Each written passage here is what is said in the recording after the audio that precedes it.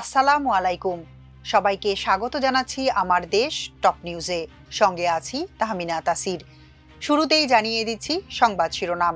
Italy থেকে জঙ্গি বিমান ইউরোফাইটার টাইফুন কিনছে বাংলাদেশ। অন্তর্বর্তী সরকারের উপদেষ্টা পদে থেকে কেউ নির্বাচনে অংশ নিতে পারবেন না বললেন ইসি আনোয়ারুল। প্রধান বিচারপতির কাছে ৩০০ বিচারক চেয়েছেন সিইসি।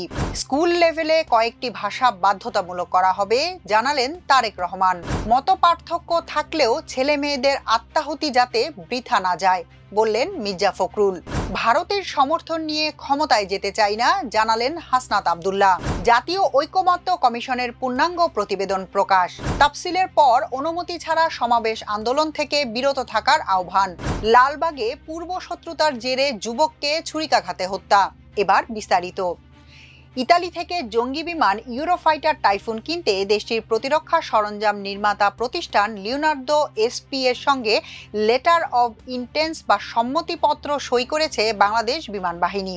আজ মঙ্গলবার ঢাকায় বিমান বাহিনী সদর দপ্তরে এই সম্মতিপত্র সই হয়। এই ইউরোফাইটার টাইফুন কেনার প্রক্রিয়া চূড়ান্ত করতে দুই দেশের মধ্যে চলছে আলোচনা। এরই অংশ হিসেবে আজ মঙ্গলবার ইতালির প্রতিরক্ষা সরঞ্জাম নির্মাতা প্রতিষ্ঠান লিওনার্দো এসপির সঙ্গে লেটার অব ইন্টেন্ট বা সম্মতিপত্র সই করেছে বাংলাদেশ বিমান বাহিনী। আজ বিকেলে বাংলাদেশ বিমান বাহিনীর ফেসবুক পেজে জানানো হয়েছে, বিমান বাহিনী সদর দপ্তরে অনুষ্ঠিত এলওআই সহ অনুষ্ঠানের সময় বাংলাদেশ বিমান বাহিনীর প্রধান air chief marshal Hasan Mahmud Khan এবং বাংলাদেশে নিযুক্ত ইতালির রাষ্ট্রদূত আন্তোনিও আলেসান্দ্রো উপস্থিত ছিলেন।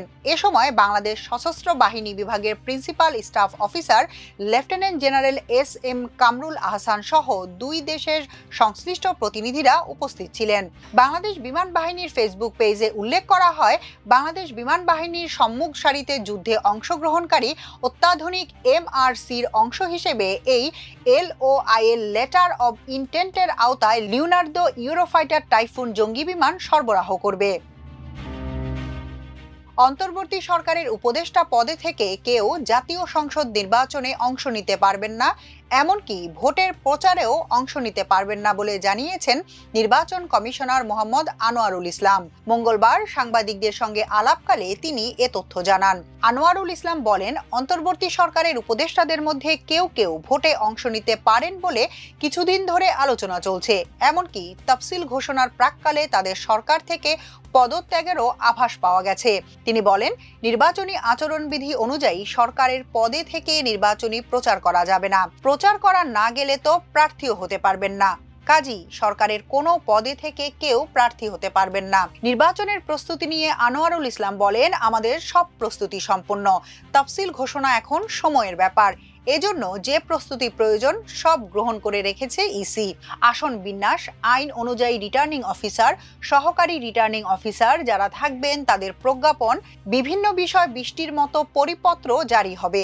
সেখানে মোবাইল কোর্ট, ম্যাজিস্ট্রেট নিয়োগ, ইলেকটোরাল ইনকোয়ারি কমিটি নিয়োগ, বিচারক ম্যাজিস্ট্রেট নিয়োগ, মনিটরিং সেল গঠন, আইন শৃঙ্খলা সেল গঠন, এগুলোর ফরম্যাটগুলো রেডি রয়েছে। ত্রয়োদশ সংসদ নির্বাচনে নির্বাহী ম্যাজিস্ট্রেটের দায়িত্ব পালনের জন্য প্রধান বিচারপতির কাছে ৩০০ বিচারক চেয়েছেন প্রধান নির্বাচন commissioner A M Nasir Uddin. মঙ্গলবার দুপুরে প্রধান বিচারপতি ডক্টর সৈয়দ রেফাত আহমেদের সঙ্গে সুপ্রিম কোর্টে সাক্ষাৎ করেন সিইসি। এ সময় সুষ্ঠু নির্বাচনের লক্ষ্যে বিচার বিভাগের সহযোগিতা চান প্রধান নির্বাচন কমিশনার। পূর্ণাঙ্গ সহযোগিতার আশ্বাস দিয়েছেন প্রধান বিচারপতি। সিইসি তার কাছে ৩০০ বিচারক চান। দেশের নির্বাচনী তফসিল ঘোষণার আগে রেওয়াজ অনুযায়ী প্রধান বিচারপতির সঙ্গে সাক্ষাৎ করেন সিইসিরা। তবে আজ সিইসি একাই এসেছেন তার সচিবকে নিয়ে।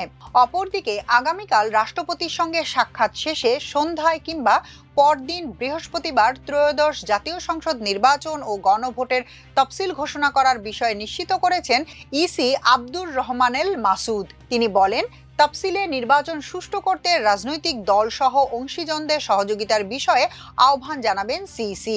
রেওয়াজ অনুযায়ী আগামীকাল বৃহস্পতিবার রাষ্ট্রপতির সঙ্গে সাক্ষাৎ করবেন নাসির উদ্দিনের নেতৃত্বাধীন কমিশন। এর আগে আজ সকালে প্রস্তুতির সার্বিক বিষয় নিয়ে প্রধান বিচারপতির সঙ্গে সাক্ষাৎ করেন সিইসি। জানা গেছে, প্রধান নির্বাচন commissioner A M M Nasir Uddin তফসিল ঘোষণা করবেন। তফসিলে আগামী বছর ফেব্রুয়ারির প্রথমার্ধে ভোট গ্রহণের দিন ধার্য করা হতে পারে বলে জানা গেছে। তফসিল ঘোষণার প্রস্তুতি হিসেবে এরই মধ্যে বাংলাদেশ টেলিভিশন ও বেতারকে প্রধান নির্বাচন কমিশনারের ভাষণ রেকর্ড করতে চিঠি দিয়েছে নির্বাচন কমিশন। একজন শিশুকে ছোট বয়স থেকেই স্বতন্ত্রভাবে গড়ে তুলতে স্কুল লেভেল থেকেই কয়েকটি ভাষা বাধ্যতামূলক করা হবে বলে জানিয়েছেন বিএনপির ভারপ্রাপ্ত চেয়ারম্যান তারেক রহমান। আজ বিকেল 5টার দিকে রাজধানীর ফার্ম গেটের কেআইবি মিলনায়তনে বিএনপির দেশ গড়ার পরিকল্পনা শীর্ষক অনুষ্ঠানে তিনি একথা জানান। তারেক রহমান বলেন, আমরা পরিকল্পনা নিয়েছি জেলা ও বিভাগ পর্যায়ে টেকনিক্যাল ইনস্টিটিউশন চালু করার। এই প্রতিষ্ঠানগুলোতে ভাষা শিক্ষা দেওয়া হবে। স্কুল লেভেলে কয়েকটি ভাষা বাধ্যতামূলক করা হবে যাতে বাচ্চারা নিজস্ব পছন্দ অনুযায়ী সিদ্ধান্ত নেবে কোনটি শিখবে।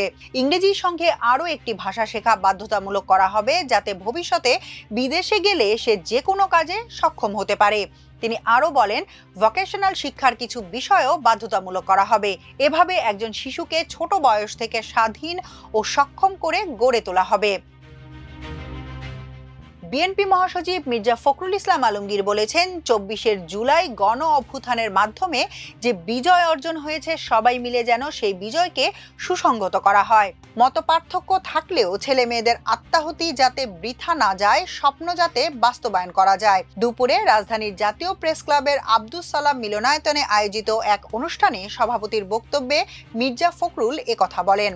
অধ্যাপক মাহবুবুল্লাহ ও তার প্রয়াত সহধর্মিণী উম্মে সালমা আলো প্রণীত গ্রন্থগুলোর প্রকাশনা উপলক্ষে এই আলোচনা সভার আয়োজন করা হয়। অনুষ্ঠানে মির্জা ফখরুল বলেন, অধ্যাপক মাহবুবুল্লাহ তার লেখায় দেশের কথা, মানুষের কথা, সমাজ পরিবর্তনের কথা বলেছেন। ব্যক্তিগত পাওয়া না পাওয়ার কথা তার বইতে পাওয়া যায় না। বাংলাদেশের পণ্ডিত মানুষগুলোর মধ্যে মাহবুবুল্লাহ অন্যতম, অথচ তাকে সেই মূল্যায়ন করা হয়নি।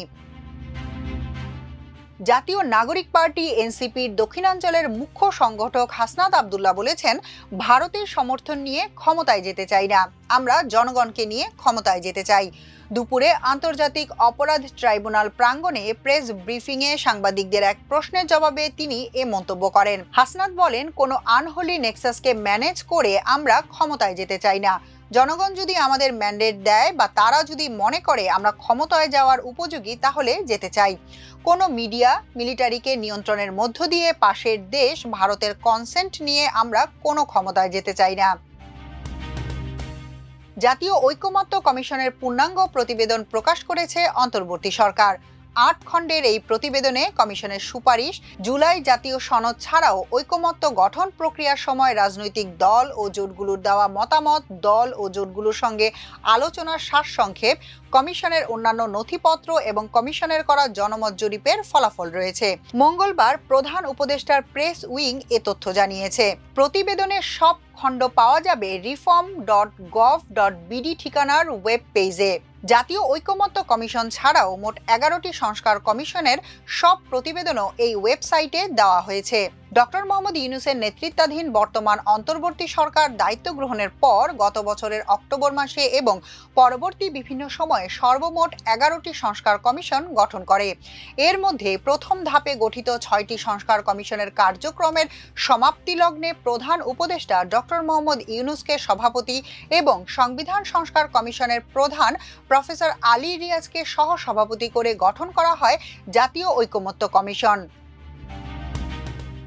আগামী কয়েকদিনের মধ্যেই আসন্ন জাতীয় সংসদ নির্বাচনের তফসিল ঘোষণা করা হবে। তফসিল ঘোষণার পর সব ধরনের বেআইনি ও অনুমোদনহীন জনসমাবেশ, আন্দোলন পরিচালনা থেকে বিরত থাকতে সবাইকে আহ্বান জানাচ্ছে অন্তর্বর্তীকালীন সরকার। মঙ্গলবার দুপুরে প্রধান উপদেষ্টার নির্দেশে স্বরাষ্ট্র মন্ত্রণালয়ের এক বৈঠকে এই সিদ্ধান্ত হয়েছে।